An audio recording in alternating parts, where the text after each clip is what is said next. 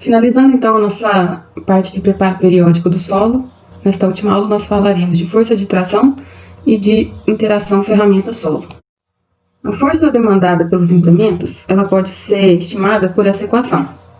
Força de tração igual a Fi, que multiplica um parâmetro A mais um parâmetro B vezes a velocidade mais um parâmetro C vezes a velocidade ao quadrado, tudo isso aqui multiplicado por L, que é a largura, e a profundidade de trabalho. Então, nós temos o quê? A força de tração nessa equação ela vai ser dada em newtons, se a gente usar os parâmetros aqui já nessas unidades indicadas. O parâmetro Fi é um parâmetro de ajuste da textura do solo e é um parâmetro adimensional. Então, quando I for 1, ele é para solos argilosos. Então, nós teremos que olhar na tabela da ASAB para ver quanto vale esse parâmetro de acordo com o implemento que a gente está utilizando, se ele estiver trabalhando em um solo argiloso. Se for um solo médio, nós usaremos o F2. Nós olharemos na tabela para aquele implemento quanto vale o F2. E se for um solo arenoso, nós usaremos o índice 3, então será utilizado o F3.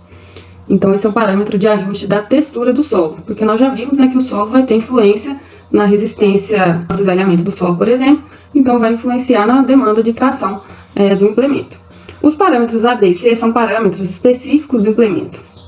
Então, cada implemento vai ter o seu parâmetro definido nessa tabela. Então, depende de fatores geométricos, enfim, são vários fatores. Depois eu vou passar um problema para vocês resolverem em função desses parâmetros, de como eles são definidos, mas é tudo tabelado já para cada implemento. O V aqui é a velocidade, dada em km por hora, então velocidade de trabalho para cada implemento.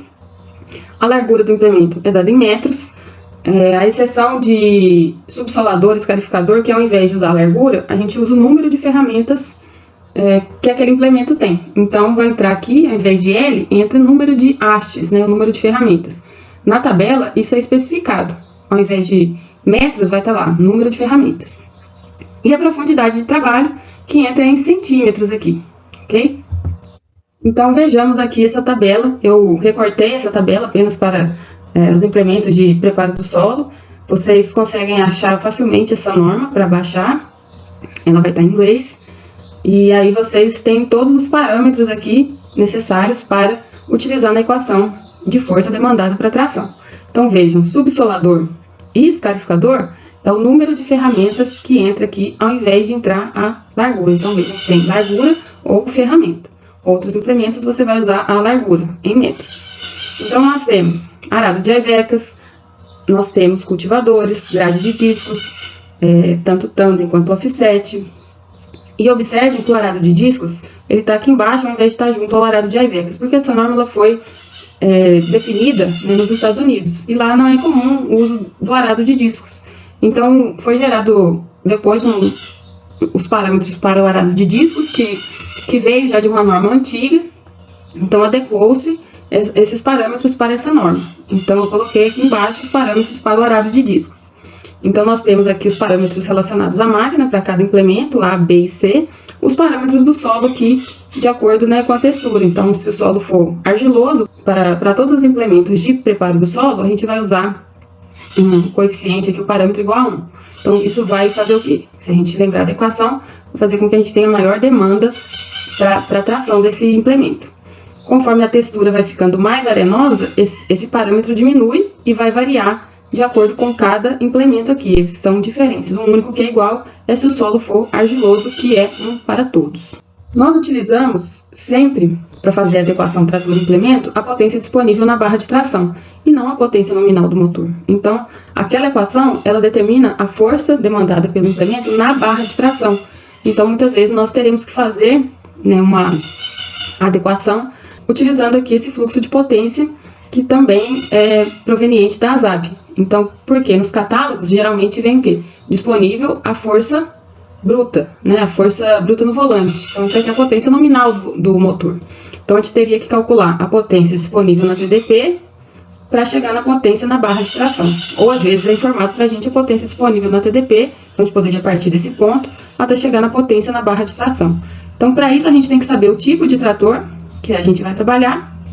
Pode ser um 4x2, 4x2 com tração dianteira auxiliar, 4x4 ou um trator de esteiras. E saber a condição de solo, né, de terreno que ele está trabalhando. Ou seja, isso aqui é condição de tração, tanto a condição do terreno como o tipo de trator. Isso nos dá a condição de tração. Então, por exemplo, se eu vou fazer uma aração, o solo está firme.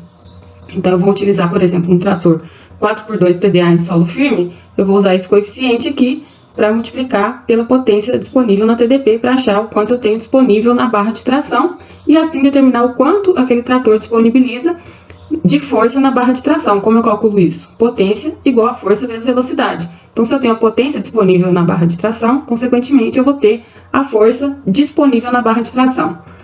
Se eu consigo calcular quanto o implemento demanda na barra de tração, pela equação da ZAB, eu vou saber se esse trator, nessa condição, ele consegue tracionar ou não determinado implemento. Bem, nós vamos falar agora sobre interação ferramenta-solo. Fazendo uma breve introdução, quando mobilizamos o solo com uma ferramenta, nós mobilizamos uma porção finita de solo. E o solo, como um todo, ele é um meio poroso. E todos os corpos, eles são corpos deformáveis. Na prática, não existe um corpo que seja indeformável. Porém, nós adotamos alguns modelos como corpos rígidos. Então, nós adotamos aquela pequena porção de solo que está sendo movimentada pela ferramenta, mobilizada, como um corpo rígido. Aquela porção de solo como corpo rígido. E essa interação do bloco de solo com a ferramenta e do solo com o próprio solo, né? Que ela tem influência das propriedades físicas que nós já vimos anteriormente, como, por exemplo, adesão, atrito. Nós não vimos, né, mas tem as propriedades de abrasão e de momento linear. Então, aqui nós temos um exemplo de uma ferramenta de mobilização de solo atuando no solo. Então, aqui nós temos um arado de Iveca cortando uma fatia de solo. Então, nesse momento de mobilização, essa fatia de solo, né, esse domínio aqui, a gente considera como o solo como um corpo rígido, a fins de modelagem, pois, né, num corpo rígido, a gente considera que a distância entre as partículas, quaisquer aqui que compõem esse corpo, então essa distância ela vai ser invariável sob a ação de forças externas.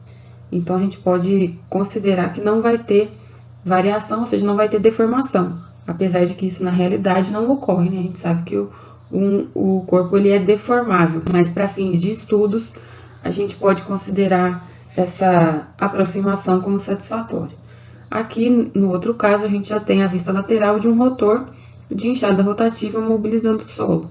Então, a gente tem aqui um rotor se movimentando, né, para mobilizar o solo. Então, a ferramenta aqui são as facas do rotor, cortando aqui as fatias de solo, né, desagregando os torrões, né, lançando os torrões para trás. Então, aqui a gente também considera o solo como um corpo rígido para fins de análise. Então, todo tipo de ferramenta, né, no momento da interação com o solo, aqui para analisar as forças que atuam, a gente considera o solo como um corpo rígido. Falando um pouco das ferramentas em si, as formas das ferramentas, né, cada tipo de ferramenta de mobilização do solo, ela vai proporcionar facilidade no rompimento e movimentação do solo, porém essas ferramentas têm desgaste natural com o uso, né, vai perdendo, por exemplo, o corte, então você vai tendo que afiar ou, se dependendo do estado de manutenção dessas ferramentas, você tem que realizar a troca dessa ferramenta.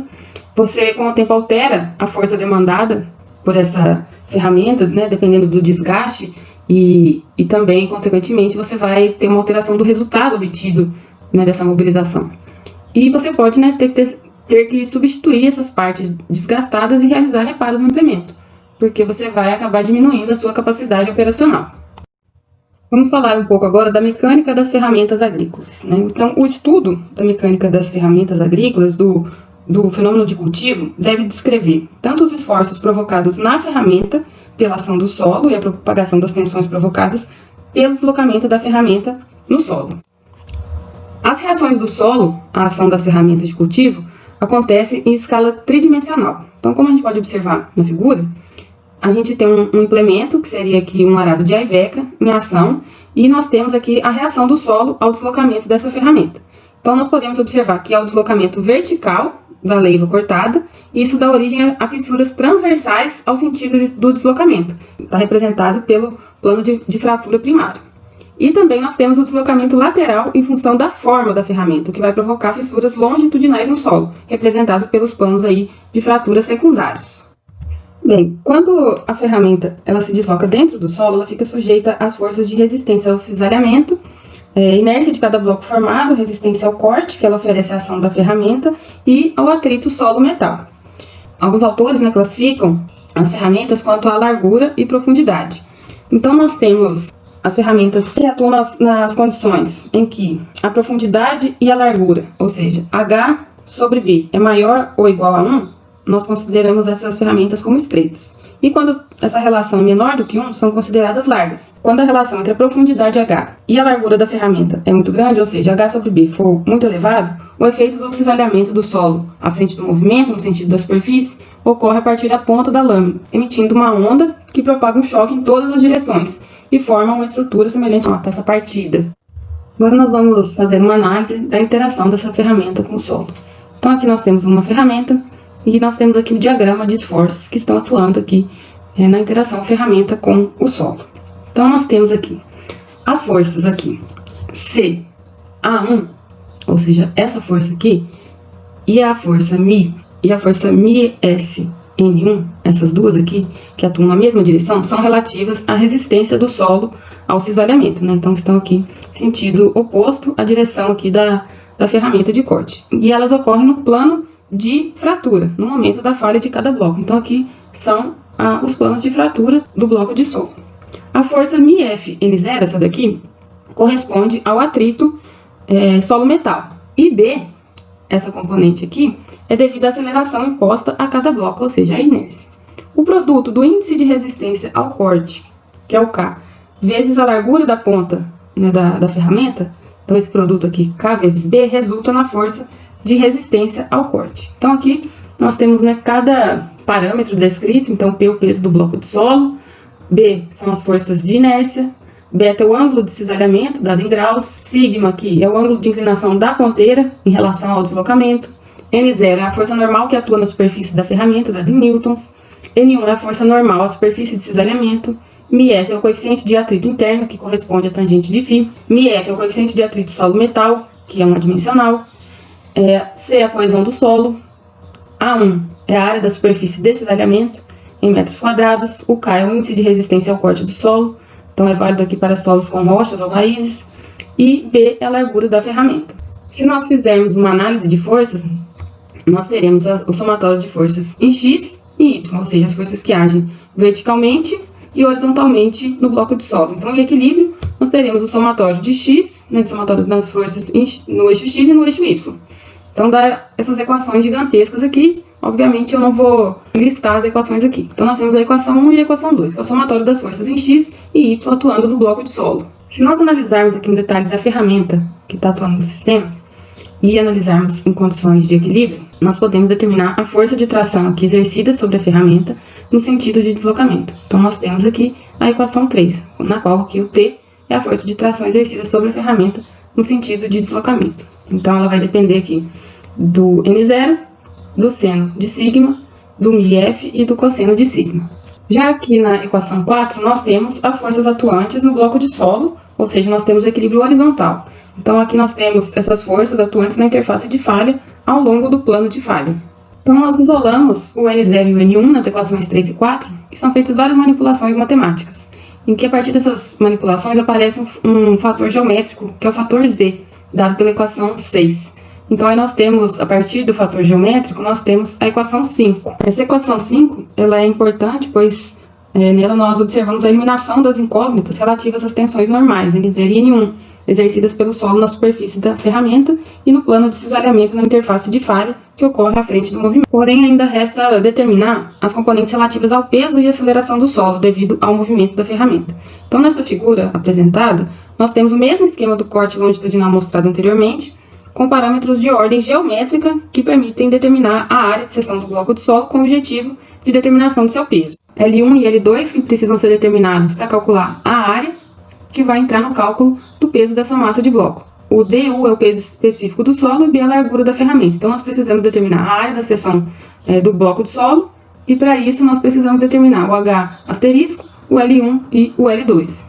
E esses parâmetros a gente vai determinar em função das características geométricas identificadas na figura. Então, em função de uma área trapezoidal suportada aí pela ferramenta, né, ou pela superfície da ferramenta que está sendo mobilizada no momento da operação.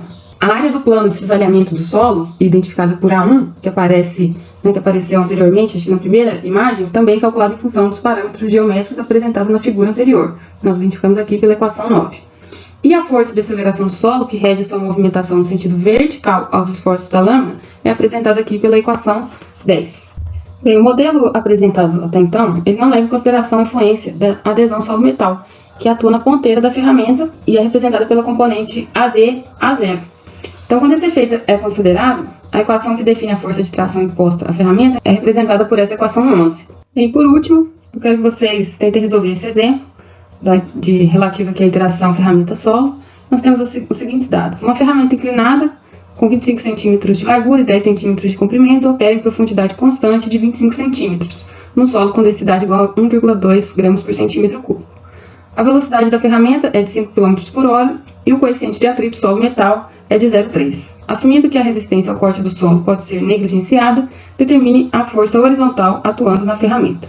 Então, nós temos aí algumas informações. O ângulo de inclinação da ponteira, de 45 graus, H, 25 centímetros, que foi informado, beta, 26,5, que é o ângulo de cisalhamento, a largura, 25 centímetros da ponteira, L0, 10 centímetros, o μF, que é o coeficiente de atrito solo-metal, 0,3, μS, que é o coeficiente de atrito solo-solo, corresponde à tangente do ângulo de inclinação da ponteira, da 0,75, a densidade do solo de 1,2 gramas por centímetro cúbico, passando para quilo por metro cúbico dá 1.200, e nós temos aí o V0, que é igual a 1,389 metros por segundo, passando de quilômetros por hora para metros por segundo. Então, tentem resolver esse exemplo.